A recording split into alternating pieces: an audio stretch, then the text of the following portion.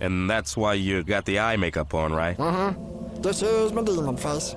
You see, I'm Satan's onion. Scallion. Minion? No, not that.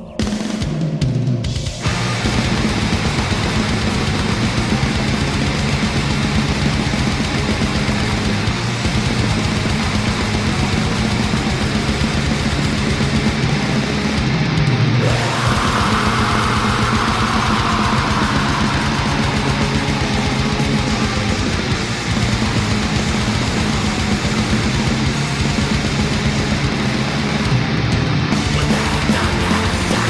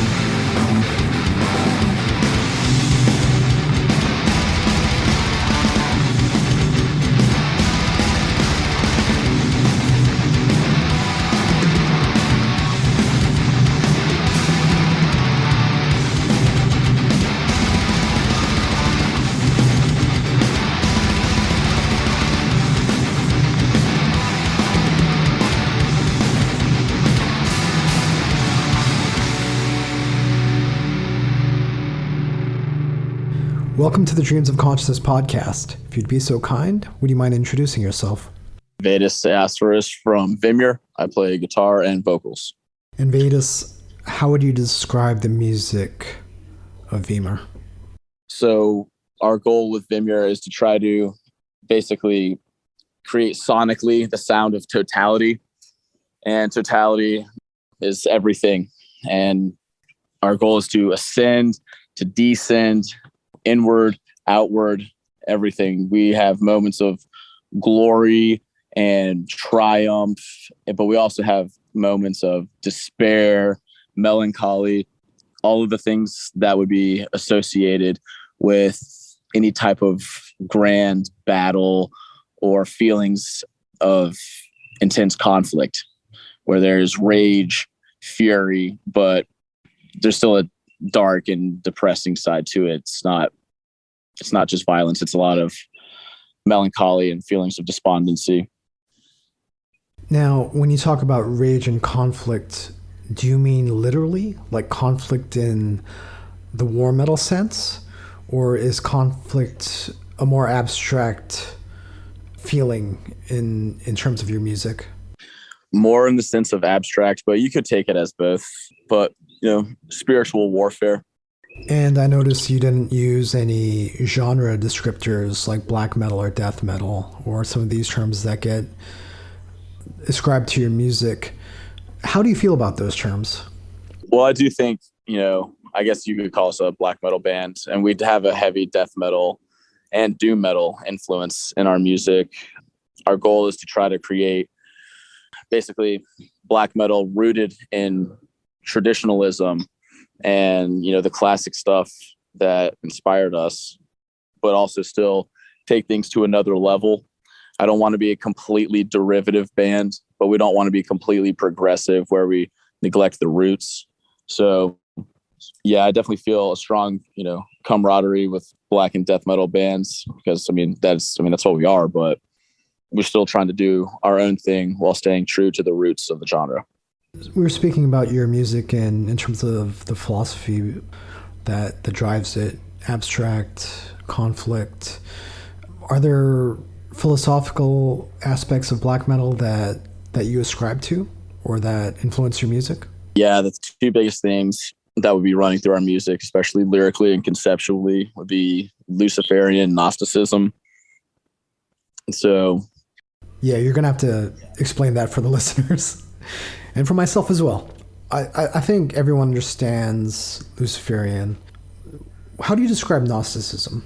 Essentially, the way I see it, and I'm not saying that I'm the only, there's different threads within Gnosticism, but what I'm more drawn to is the feeling of, so in black metal's origins, there's a lot of anti-religious stuff, but it's like anti-God or whatever, but it kind of leaves you hanging. It just kind of ends there often, not always, but so the way I see it is that, yeah, there is a God above us, and it is malevolent.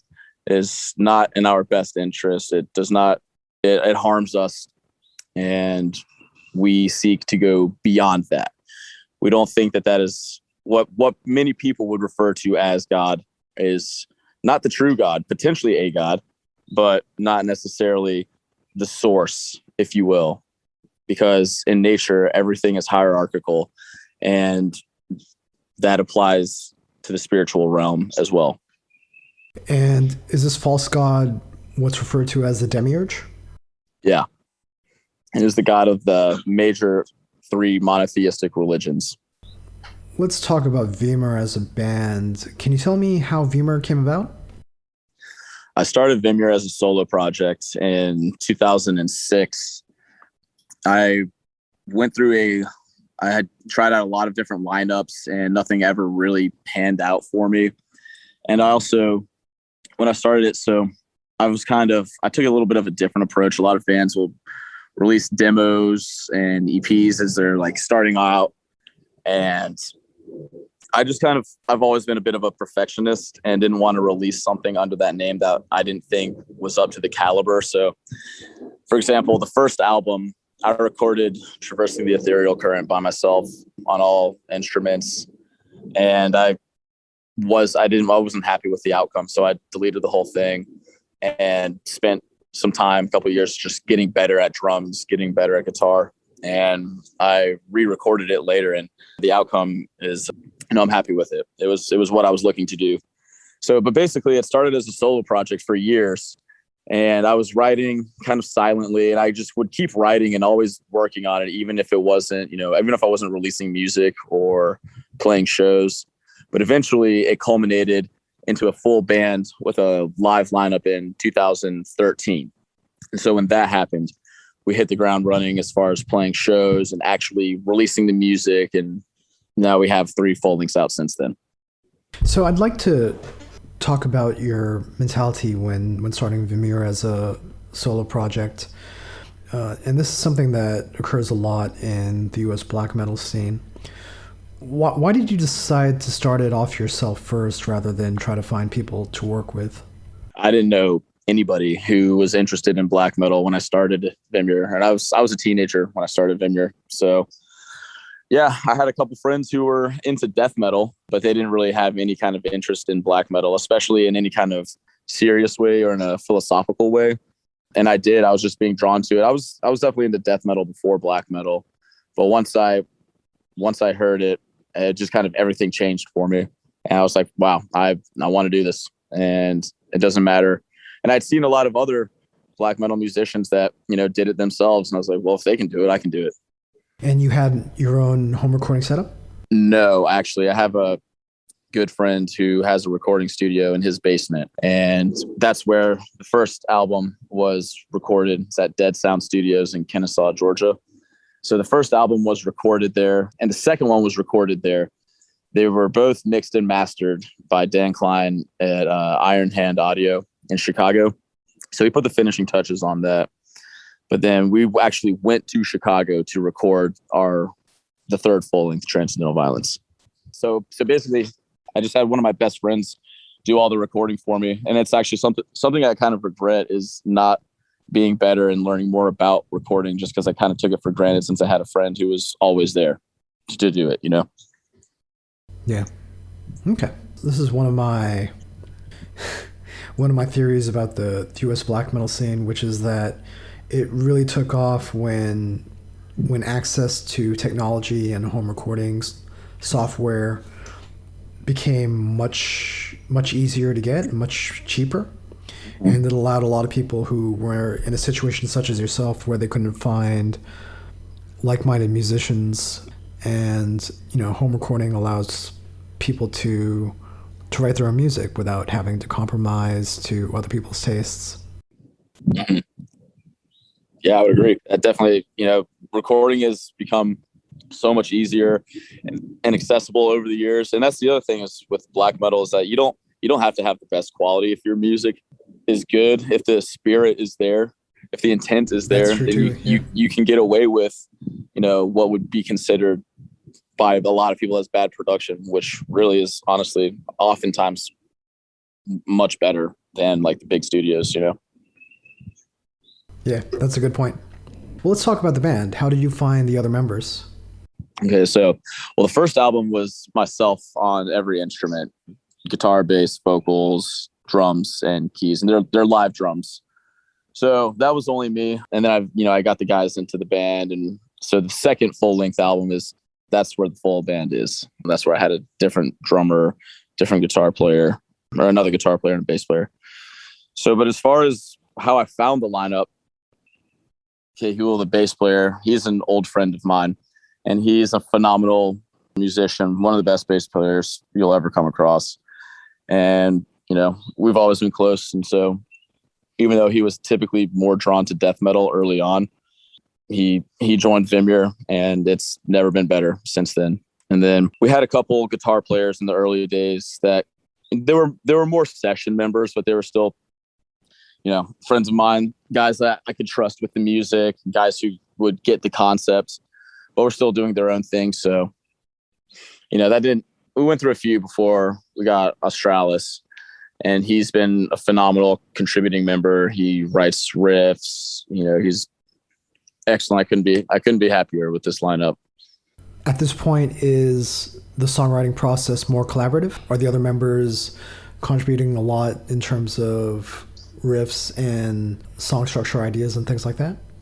Yeah, definitely. So, it started off as just myself on the first album. And then the second album is myself and Kehul, who wrote that. And then the third features Australis with some of his riffing and some of his writing. So it's definitely become more collaborative. I do the bulk, but what those two guys bring to the table cannot be understated. They have written and contributed parts and ideas that blow my mind, and Vimur would not be the same band without them. So it has become more collaborative, and yeah, that's, they're a big part of it.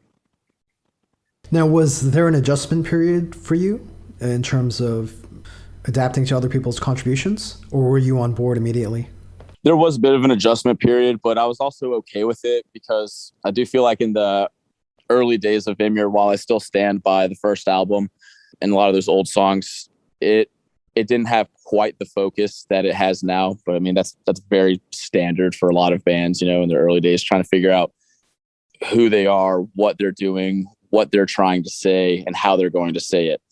And so there was a little part of me, I was still figuring that out too early on. So I was happy to have them to contribute, and it was a little different, and I can be a bit of a perfectionist, or it has to be a certain way, but these guys they're incredible. So they're completely worthy. So yeah, even if it was a little different, I value it. And it's been definitely a positive decision. How does the song start for you? It's a good question. So oftentimes, not every time, but a lot of times, I'll come up with a song title or a concept, something, and I think, okay, like, how do I want to convey this musically? And so then I'll start writing riffs. And when I write a riff, I know the drum beat that has to happen with it. Since I play drums too, it comes together quickly, because I think being a multi-instrumentalist, you hear in your head what the final outcome should probably be, rather than just a guitar player who's like, all right, I have a riff, but I don't really know what the drum should be, if that makes sense. Yeah, absolutely. Mm-hmm. And especially for this type of music, where the drums are so integral to the whole sound and the whole feeling, knowing what kind of drum patterns you want, or even what kind of blast you want, and what kind of cymbal fills or whatever can really shape your songwriting. Yeah, I mean, just the difference between doing a blast beat on the hi-hat versus the ride cymbal can totally change the feel and texture of a song. So if I'm lucky to work with musicians that understand those kind of concepts and realize that sometimes it has to be a certain way. And they get that. We all get that. Because it's not about our individual egos or parts. It's about making the song the best it can be as a whole.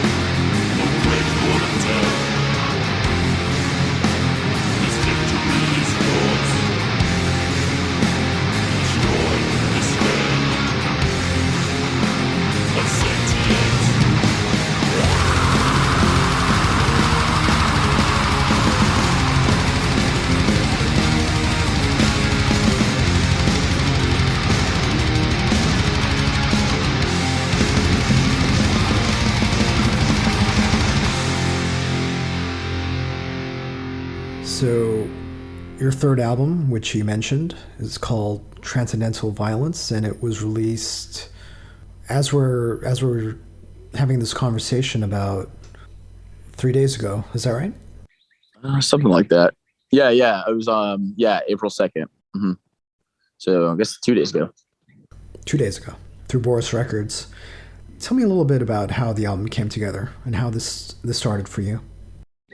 So I think when this album came together, I feel like that was really when Vimur came into its own and really found its stride. This album was recorded actually a while ago. We ended up sitting on it for a little bit for several reasons, some personal, some with events in the world and trying to figure out how to navigate it. But at the time when this was written, we were practicing and rehearsing nonstop. To be ready for this, we were just rehearsing probably 3 times a week and just being as tight as possible so that once we went into the studio, there was no questions. There was no, what about this? What about that? We were a well-oiled machine functioning at a high caliber. And would you say that the sound of this album is the version of Vimur that you're most proud of? Yeah, I would definitely say that. I think it's our most focused album.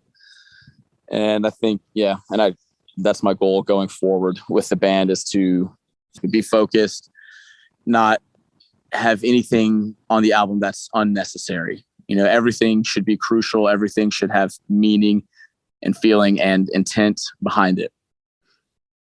So I think we really did that with this album. Now, when you say focused, are you talking about song structure? Are you talking about maybe outside influences? When I'm talking about focus, I mean conceptually, lyrically, and definitely with songwriting as well. In the sense of, I feel like we've kind of figured out what works, what doesn't, what our style is. We're not exactly feeling around in the dark, if you will, if that makes sense.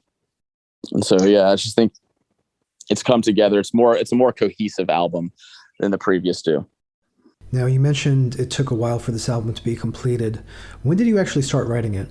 When did I start writing it? Actually, I'm not even positive at this point. It was years ago, probably 5 years ago, something like that. Sometimes I write songs and they take years to come out for several reasons. We had some label issues, and then when COVID happened, we were wondering all right, well, should we even release this album? We were kind of waiting well, can we tour? Can we play shows? We didn't really want to release an album if we weren't able to play shows, so we held on to it for a while, and then eventually just accept the way of the world and decided it had to come out. We've still been working on other material, so you have to keep moving forward no matter what. So you started working on this before the pandemic? Yeah, definitely.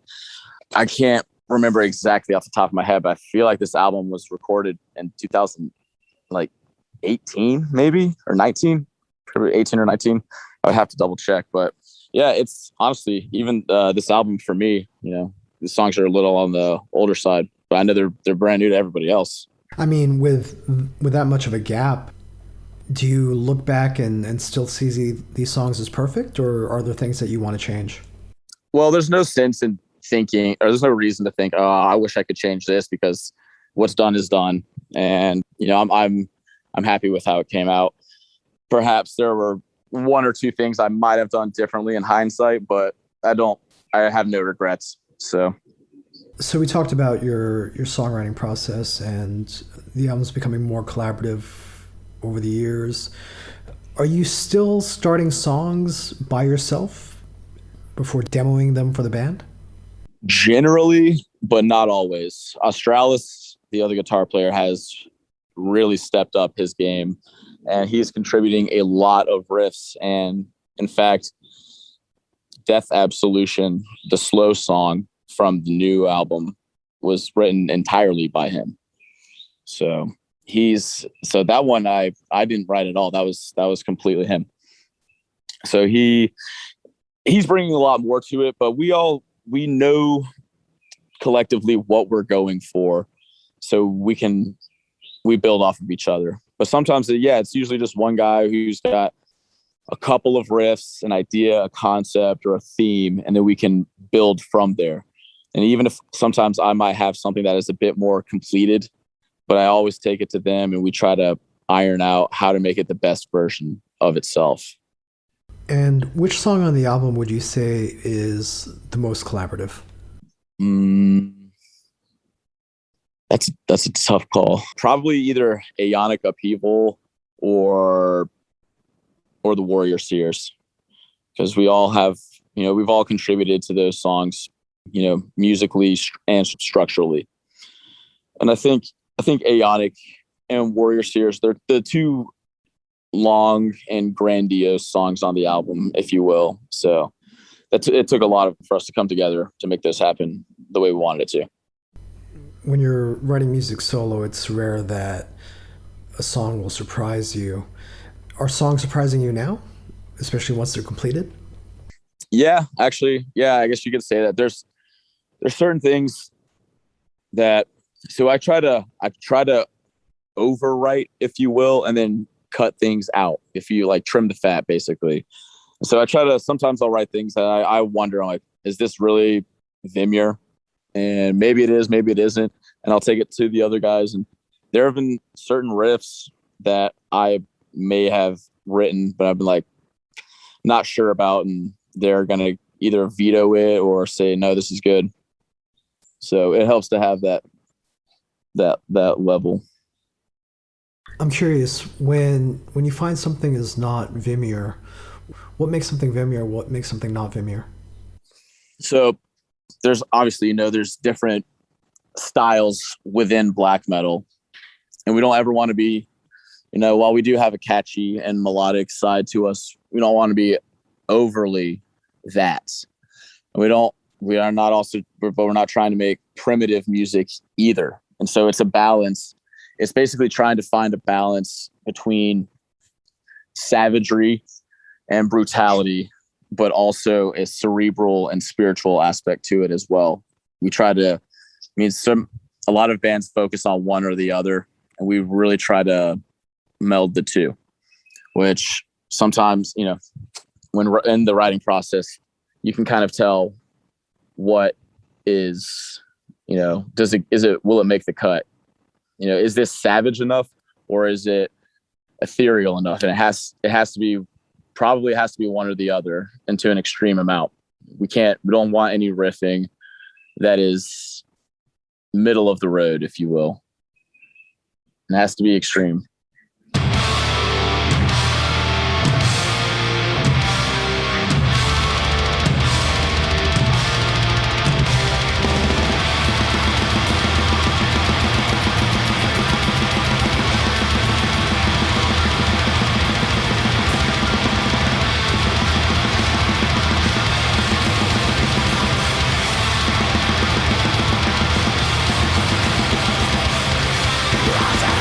Transcendental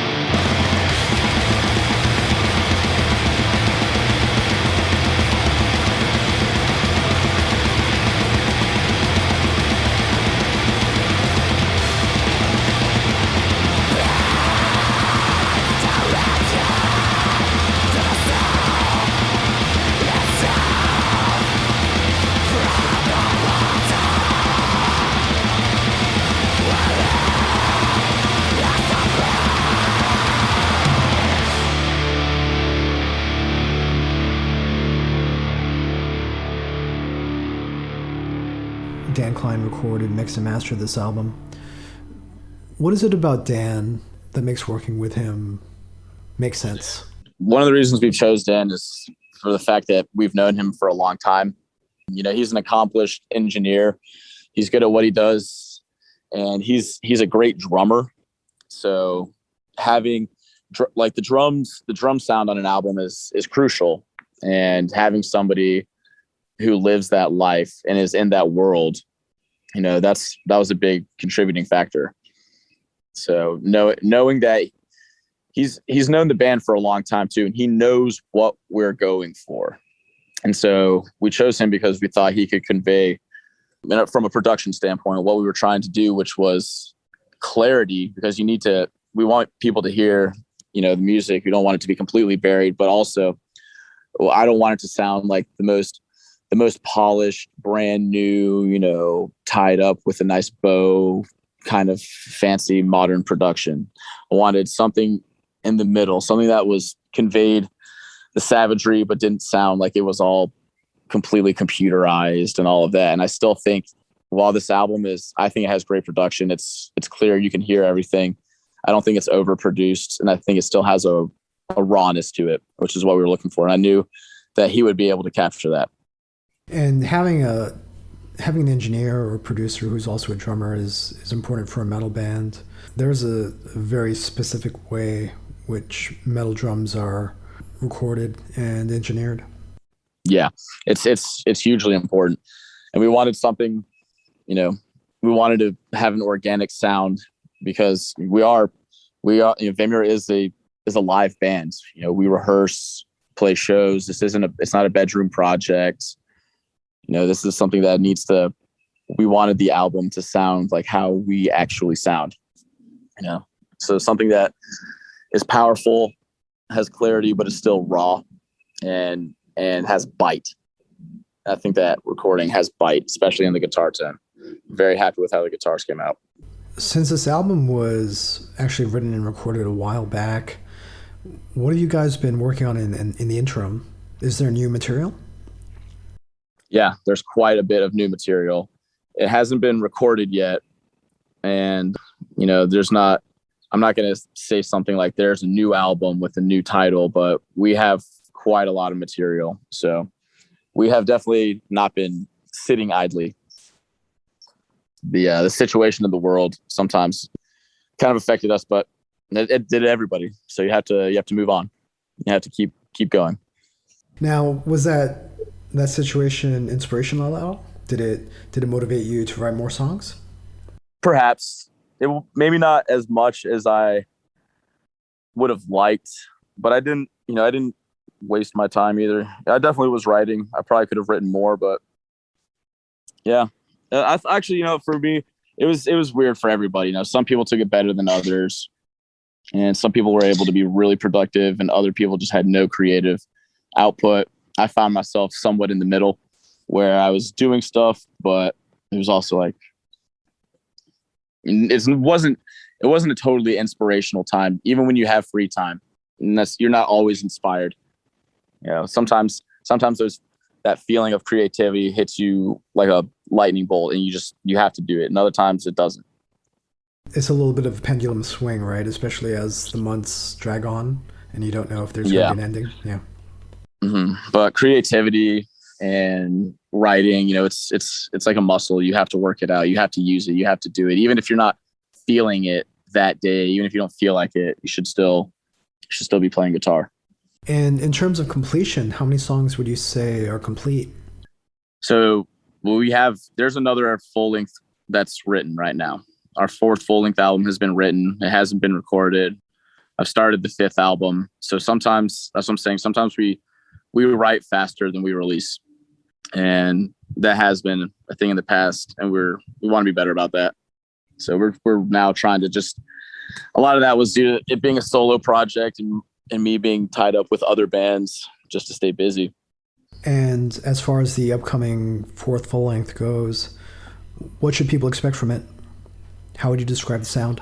I'd still say it's very Vimur. It might be a little slower than Transcendental Violence. Transcendental Violence is definitely our fastest album and is the most cutthroat. There's obviously there's a slow song and slow moments and mid-paced parts for sure. We try to keep it interesting, but the next one, there might be a little more of that, but don't think that we're going soft by any means, because there's still going to be a lot of blasting, a lot of ripping double bass, tremolo picking. There'll be no shortage of that, but perhaps there are parts that are a bit more mid-paced and a little bit more cerebral.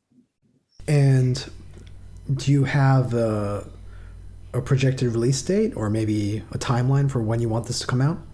Not exactly, because I've definitely found after playing music for a long time that making plans doesn't always work out like that. So, no, we just want to get it rehearsed extremely tight before we go into the studio, just like we did with Transcendental Violence.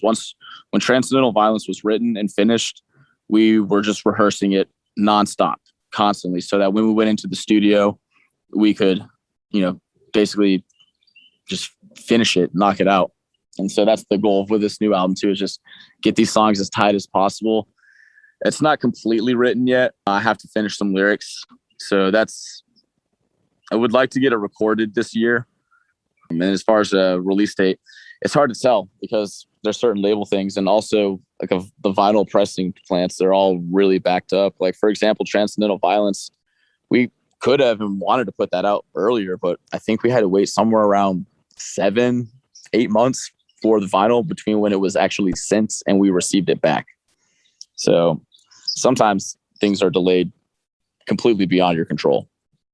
So because of that, I can't say a firm date, but we're not gonna wait years, it'll be imminent. And what about the live experience? How important is playing live for you guys? It's more important than anything, actually. I enjoy recording and I like having the final product, but I think Vimur is best in a live situation because you can really feel everything that comes through, and definitely a band where everything is louder than everything else. And you had a release show recently. Are you guys going to get to play live anytime soon? We don't currently have anything booked. There's some issues that are not affecting the band in a negative way. There's some family things that have kind of put things slightly slower. But we're going to be looking to play more. I would like to tour this year. We've done extensive touring in the past. We've played the West Coast, Northeast, Canada, Texas, Chicago. So we've played everywhere, and we want to keep doing that. We'd like to hit some tours, or maybe some one-offs, festivals, anything like that. So we definitely want to keep getting out there. And you guys are based in the Atlanta area, right? Correct. Do you want to say anything about the scene there? Not particularly. Sometimes some shows are better than others. We're really our own collective, if you will. So there's a small handful of people who are seriously into black metal and death metal here. We know each other, we recognize each other, but it's not a, I don't know if there's a scene necessarily, if you will. Okay. I'm just curious. I spoke to someone, I think his name is Dan, the guitarist in Withered. Oh, yeah. Yeah, I know Dan. Yeah, and he mentioned you guys, and I may be speaking to somebody else from the area soon. So I was just curious. Yeah, there's definitely a handful of bands. There's Hellgoat, there's Sadistic Ritual, Withered, and then other bands not necessarily in the Atlanta area, but only 2 hours away in Birmingham, Alabama, like Ectovoid, Seraphic Entombment, Exogerate. And even though they're not Atlanta, we consider them, close friends, close allies, and sonically more aligned with what we do. And actually, Exogerate was one of the bands from the album release show, and they're an excellent evil death metal band that everybody should be listening to. Very cool. So Transcendental Violence is out now through Boris Records. Vaedis? Mm-hmm. How can people order the album? What's the best way to get it? Well, they can order it from Boris Records directly, their Bandcamp page. I think it's just borisrecords.bandcamp.com. And I think they have a website also. It's easily searchable. If you just look up Boris Records, you'll find it. But you can also order direct from the band. We keep a lot of merchandise on our Bandcamp page. And so that is actually the preferred way, because then the money goes to us and we use that money to further Vimur. The money that this band makes goes into recording, goes into merch, it goes back into the band. So you can buy it at Vimur. I think it's Vimur official. It's just vimur.bandcamp.com. So either directly from us or through Boris Records, and I'm sure Boris Records will have it distributed through other distros throughout the States. As far as Europe, I'm not positive yet. I guess we will ship to Europe. Just have to figure out costs and stuff like that. But if you want it, you can find a way to get it. So you mentioned the vinyl and the problems with vinyl production these days, but your vinyl is out now, right? It is, yeah, it is. So we have 3 different versions of it. You can get it in black, and we also have a burst and a swirl. And the colored ones look really excellent. They came out just exactly what I was hoping they would look like. So yeah, and I think it complements the music in an aesthetic and visual way. And if people want to follow the band online, what's the best way to do that? The best way is through our Bandcamp and probably our Facebook page. It's Facebook.com/Vimur official. So we post shows, flyers, stuff like that there. And then our Bandcamp, you can hear all of our music and you can buy whatever we have. So that's the best way, because everything's going to be up to date. And now you can purchase it from the Vimur Bandcamp or the Boris Records Bandcamp. Either way. Is there anything else you want to say? Regain your spiritual sovereignty. Thank you so much, Vaedis. Thank you so much for your time.